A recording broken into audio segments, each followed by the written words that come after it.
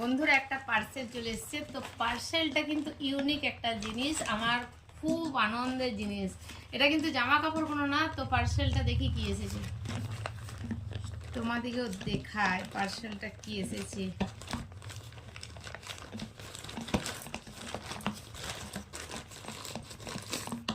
শখের জিনিস এসছে, শখের জিনিস।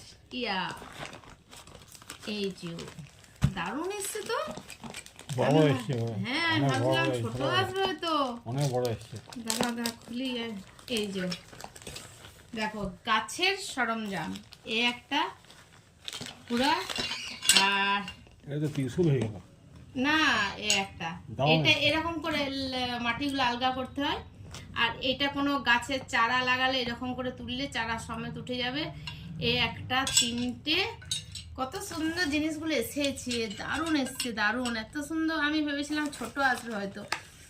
আর এ একটা আছে দেখি, এটাও মেন, এটাও খুবই দরকার ছিল।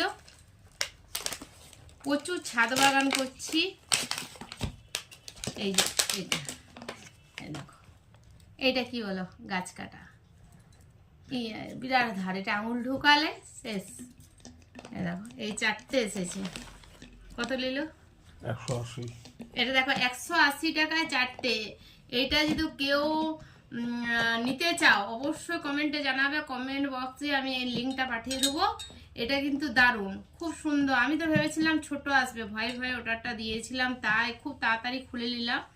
তো জিনিসগুলো খুবই সুন্দর এসছে, শক্তপোক্ত, দেখো খুব বিরাট শক্ত। দারুণ এসছে, দারুণ।